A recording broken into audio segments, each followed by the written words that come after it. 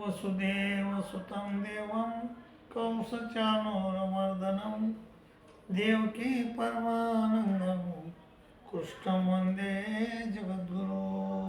श्री गोपाल कृष्ण महाराज की जय, श्री दत्तात्रेय महाराज की जय, श्री चक्रपाणी महाराज की जय, श्री गोविंद प्रभु महाराज की जय, सर्वज्ञ श्री चक्रधर स्वामी की जय। मायबापो, जगामध्ये अनेक धर्मपंथ आहेत. त्या सर्व धर्मपंथापैकी महानुभाव संप्रदाय हा एक धर्मपंथ आहे. भगवान श्री चक्रधर स्वामी महाराजांनी हा धर्मपंथ स्थापन केलेला आहे. त्यांनी ज्ञान सांगितले, ते जगात आले, अवतरले आणि आपल्याला वेदोक्त देवतोपासनेच्या कर्मकांडातून सोडून खऱ्या परमेश्वराचा मार्ग तिने आपल्याला दाखवला आणि आपल्याला उद्धारणाचा मार्ग सांगितला.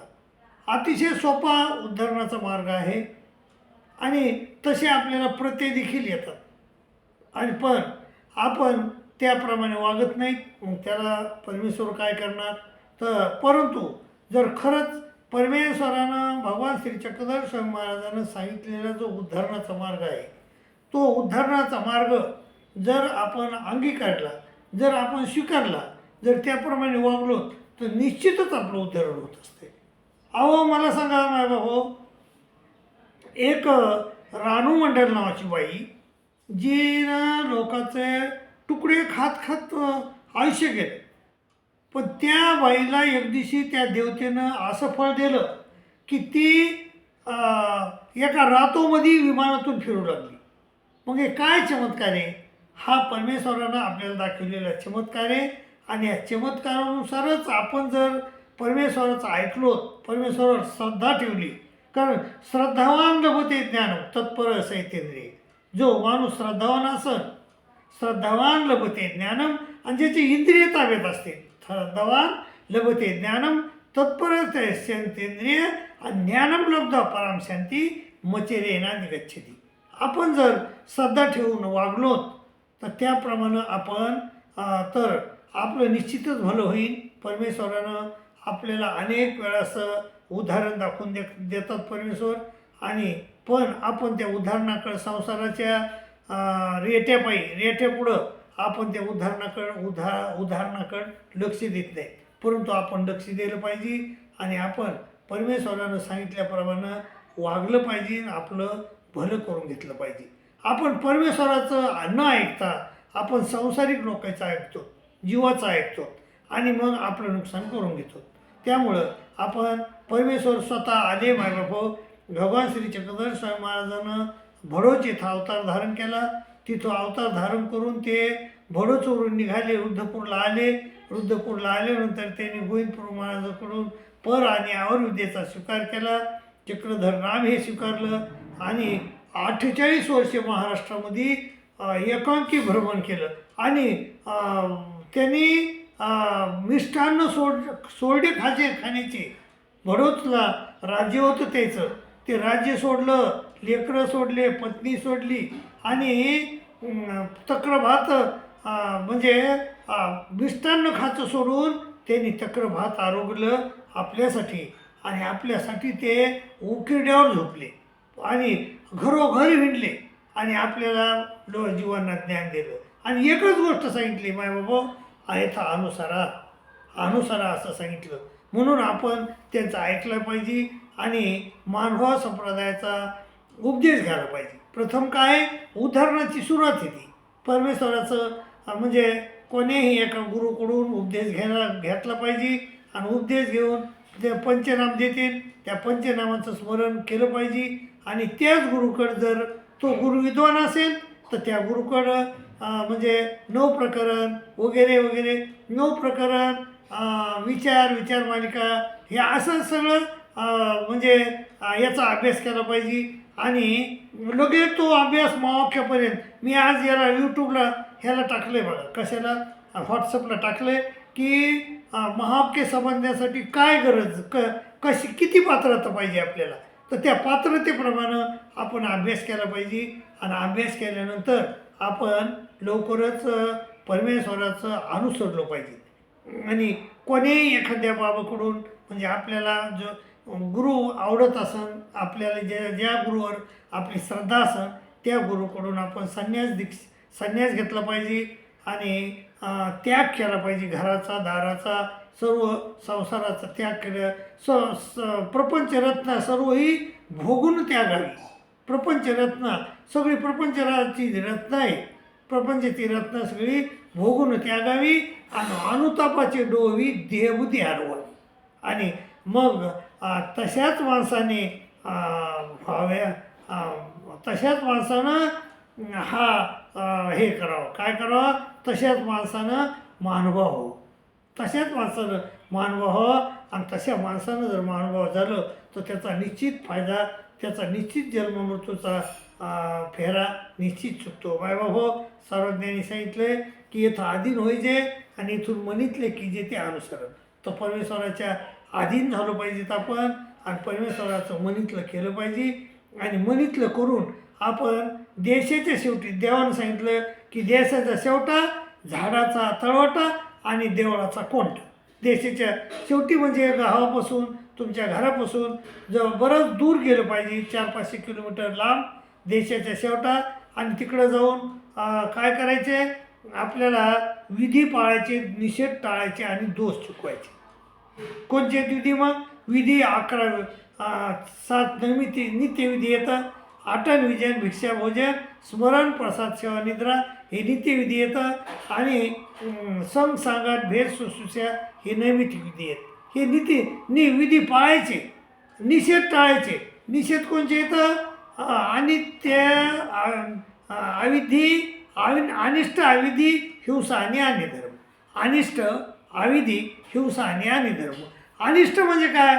अनिष्ट म्हणजे तुम्हाला देवानं भिक्षा मागायचं सांगितलं आणि त्या भिक्षा भोजनाव्यतिरिक्त तुम्ही काळजी भाजीचं सेवन देखील करायचं नाही. तुम्ही म्हणता मी जेवणाबरोबर भिक्षाबरोबर गाजर खातो, मुळा खातो, चालणार नाही. अनिष्ट. आणि त्याला परमेश्वरानं एक दृष्टांत पण दिला आहे. तर त्या दृष्टांताप्रमाणे त्यांनी सांगितलं की काळजी भाजीचं सेवन पण करायचं नाही. त्याला अनिष्ट म्हणतात. आणि पुन्हा अविधी म्हणजे असं गोष्ट करायची नाही की जी आपल्या जीवाला त्रास होईल आणि परमेश्वराला खंत येईल अशी गोष्ट करायची नाही. अनिष्ट, अविधी. हिंसा करायची नाही आणि अन्नधर्माला शरण जायचं नाही. आणि हे झालं विधी पाळायचे, निषेध टाळायचे. आणि हे टाळायचं सगळं आपल्याला. आणि दोष चुकवायचे. देहावधीचे दोष आणि क्रियावधीचे दोष. देहावधीचे दोष म्हणजे आपण कोणाला म्हणजे कोणाबद्दल काही वाईट बोलायचं नाही, ते देहावधीचे दोष आहेत. आणि क्रियावधीचे दोष म्हणजे हिंसा. क्रिया होईपर्यंत अवधी आहे त्याला. एखादं झाड तोडायचं आहे, तुम्हाला पाप करावं लागेल जेव्हा तुम्ही ती क्रिया तुमच्याकडून पूर्ण होईल त्यावेळेस. पण क्रिया होईपर्यंत तशी म्हणजे तोडण्याची क्रिया होईपर्यंत तुम्हाला अवधी आहे विचार करायला. तर ती त्याला म्हणतात क्रियावधी. आणि देहावधी कशाला म्हणतात? जर तुमच्याकडून हे पाप झालं असेल, कोणाला वाईट बोलण्याचं, कोणाची निंदा करण्याचं, तर त्याला देहावधी म्हणतात. तर ती देहावधी देह जाईपर्यंत तुम्हाला त्याचं तुमच्या गुरु हृदयापाशी प्रायश्चित घेता येते. आणि त्याच्यामुळे त्याला देहावधी म्हणले. विधी पाळायचे, निषेध टाळायचे आणि दोष चुकवायचे. देशाच्या शेवटी जायचं, झाडाच्या तळवटी बसायचं आणि देशाच्या शेवटा जायचं, झाडाचा तळवटा सेवन करायचा आणि दिवसभर त्या झाडाखाली राहायचं. आणि झाड बदलत राहायचं, एका झाडाची सवय नाही होय म्हणले देव. आणि मग रात्री कुठं झोपायचं? जर तुम्हाला झाडाखाली झोपू वाटलं तर झोपता आलं तर ठीक आहे, चांगली गोष्ट आहे. परंतु ते म्हणले जर झाडाखाली तुम्हाला झोपता नाही आलं तर ते म्हणले काय म्हणले, ते जे खिळे करणारे लोक असतात ना, त्या लोकांच्या थोडं दूर झोपायचं, बोट बुरुज नाही ओकायचे, असं सर्वज्ञ श्री चक्रधर स्वामी महाराजांना आपल्याला सांगितले. म्हणजे थोडं दूर झोपायचं. आणि ते जवळ बडबड करतात रात्री 10-11 वाजेपर्यंत बडबड करत राहतात ते.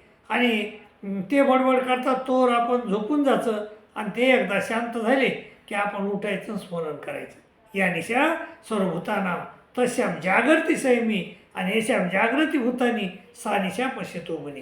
ह्या श्रीकृष्ण महाराजाच्या श्लोकाप्रमाणे आपण वागायचं. सगळे लोक ते झोपलेले असतात, ते जागे असतात, तोवर आपण झोपायचं आणि ते झोपले गेले ते आपण उठायचं आणि देवाचं चिंतन करायचं.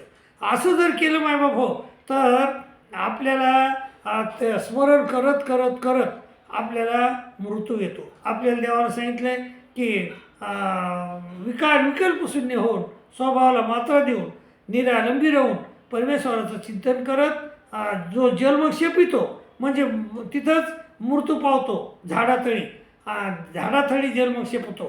तर त्या माणसाला परमेश्वर पुनरुपी आपला संबंध देते. म्हणजे पुनश्च परमेश्वर त्याला चांगल्या घरी जन्म घालतात मृत्यूनंतर आणि मृत्यूनंतर जन्म घातल्यानंतर त्याला सुखी श्रीमंताच्या घरी जन्म घालतात आणि तिथं जन्म घेतल्यानंतर परमेश्वर त्याला येऊन भेट देतात 12 वर्षानं. कारण 12 वर्षानं ज्ञानाचा अधिकार येतो आणि 8 वर्षानंतर विकल्पाचा अधिकार येतो. कर्म सुरू होतात.